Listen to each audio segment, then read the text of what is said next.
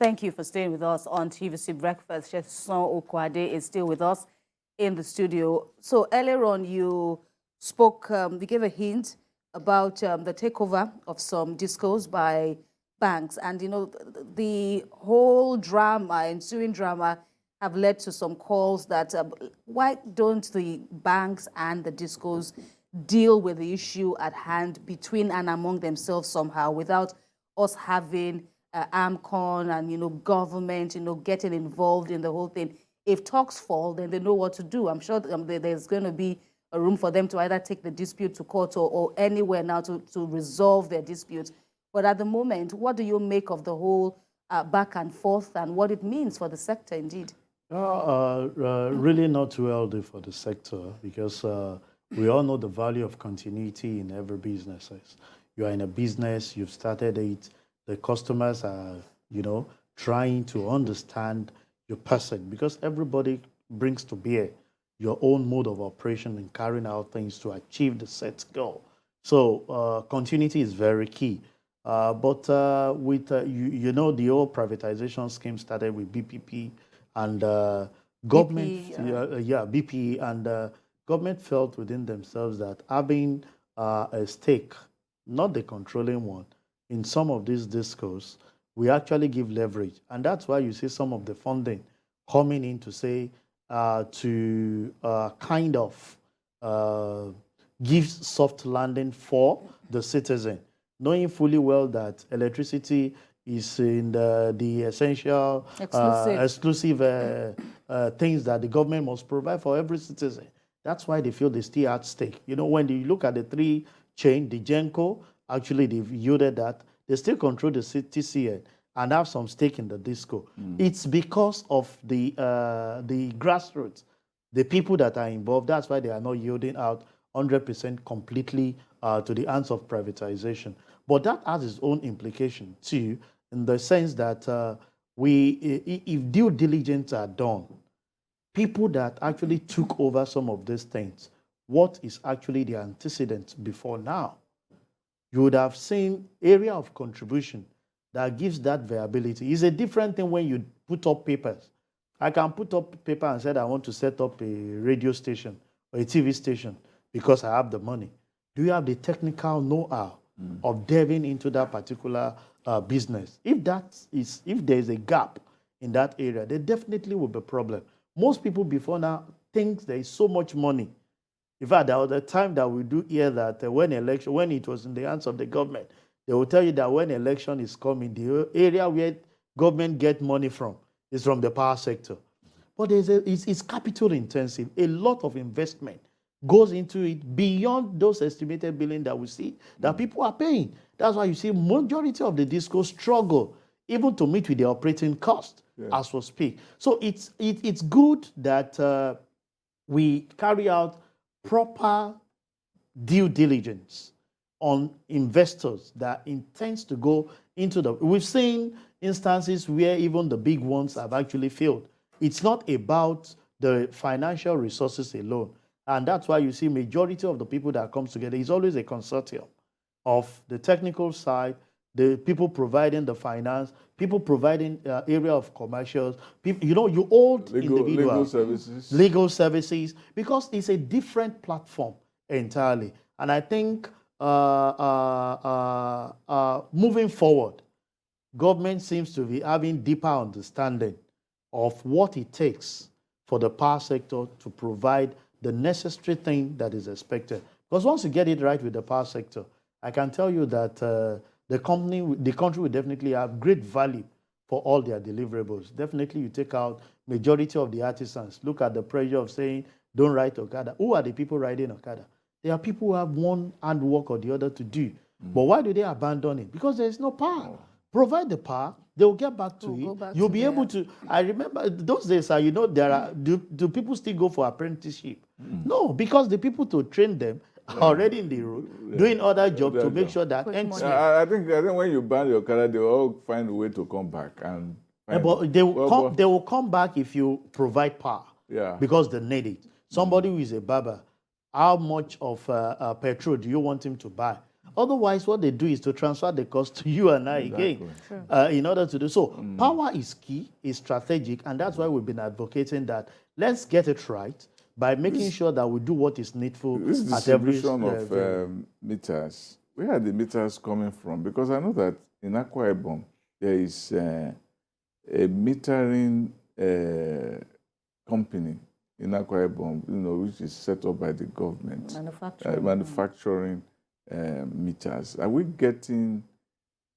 Are we giving enough patronage to local production of meters? I would say it's give and take. The truth of it is majority of the resources needed for meters are not done locally. Most of the so-called manufacturers that we have are more of assemblers. They bring in the SKDs, some of the parts, airing, and we assemble here majorly. And we can attribute that to say we are actually manufacturing. So you and I understand that even plastic that we use on the meter, the electrodes and all those things. I don't know organized companies, because that's not the work of the meter manufacturer. It's to assemble the various parts. Yeah. So that's why we say, okay, they are actually manufacturing. Can be correct to tell. But it's more of assembling of the so-called manufacturer. They bring in some of this part because the materials are not locally provided for here.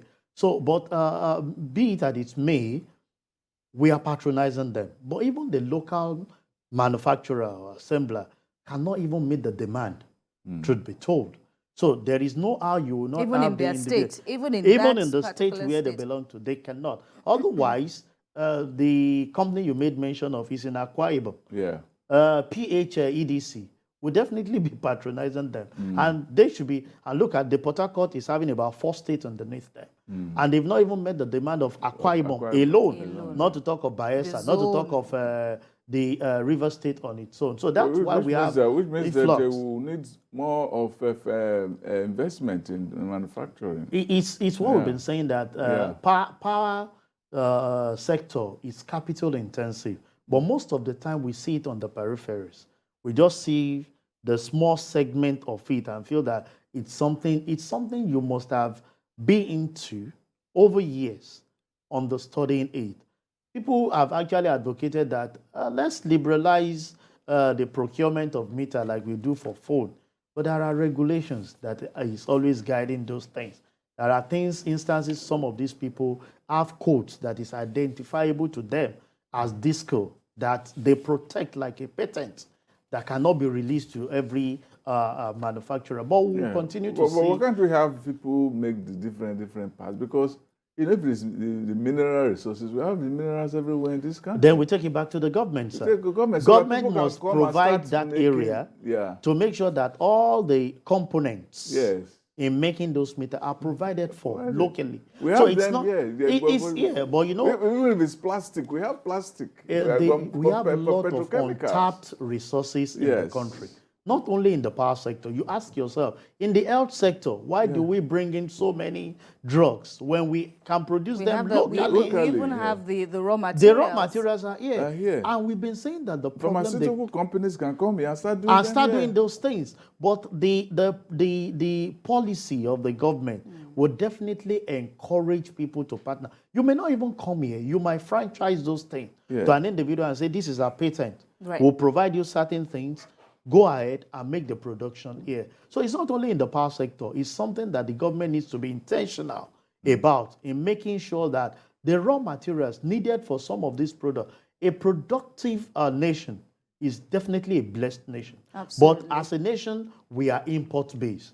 I'm sure the tie that Uncle Sam is wearing, I'm sure it's not locally made. Are you sure? They probably made it in my village in Delta State. But I don't know about your village producing some of it. That remains to be seen. But talking about the role of government, we cannot talk about it enough. And the power sector also, when you look at the privatization bids, we understand that the fresh bid is perhaps ongoing or around the corner. Some have also said, have described the existing disco personalities as largely unprepared to service the general needs of consumers nationwide. But when you look at the privatization bid that saw the emergence of this crop of practitioners, so to speak. What are your expectations for, future privatization moves by the government and the entrance of more privatized or private operators in the market? Yeah, I will start by saying that the organization that wants to venture into power sector should have deep understanding of the different structures, different values of that sector. Because you said earlier on that before you even get, a chunk of this for a would-be discourse, you ought to have done some things on the ground that government will even demand from you. What your due diligence, yes, and what have you done so far? What have been your results? What is your resume? Yes. Yeah, your CV, we should be able to say. And that's why we're saying that power sector is not just having power. Several people have actually challenged me. You're a chartered accountant, but you play majorly in the power sector. There's what we call energy audits, which gives room for my profession to delve into it. You must be able to account for the energy that is being, received and the one that we are actually giving out. And that will take you to the debit and the credit level as an accountant. What is being received, and what are the major things that we play around with? It is what we get from meters. Energy audit is very key. Individuals that want to venture into the business of power sector must have understanding of even the reticulation of an area where you want to venture into. You must know. It's not just there are a lot of cobwebs that gives room for energy theft. You've been out of the country. I doubt if you see the way our connectivity is being done here, if it is practiced over there outside the country. You discover that those are areas. We've said it that somebody wants to build a very big house, but it will undermine the power of electricity. He comes around and says, no, if you ask him to pay so much, he will tell you that is too huge. But he will not challenge somebody that is selling roofing sheets to him. He will not challenge somebody that is giving him that cement. But when it comes to the power, it will tell you, no, I can't afford this meter, I can't afford this cable, I can't afford this. And that's why we said we must start from the area of reticulation, getting all our cobwebs off so that you can trace. There are times, even the discos, they are finding it as a challenge, which we have actually posed to them. You want to go and disconnect a customer, you go ahead and disconnect another one. When they now restore supply, you discover that the owner of the property is complaining that his meter has been. So let's reduce the cobwebs that we have in the system. And that will cost huge sum of money. That's why I said that there should be transparency. Right. Right. That cannot be overstretched. But we've run out of time. Okay. Sesan has been a real good sport during this session. We thank you very much, and we'll save other questions and discussions. Like the issue of where my tie was made from. That's what Trump was accused of. That he was talking about. American economy, that his tie was not manufactured in the US. In the US. All right, General Manager Operations, Adroit Metering Services Limited, also the chairman of the Ikeja District Society of the Institute of Chartered Accountants of Nigeria. Sesan Okunade, thank you very much for speaking with us. Thank you very much for having me. Thank you. It's really pleasure to be on the set with you. Thank you.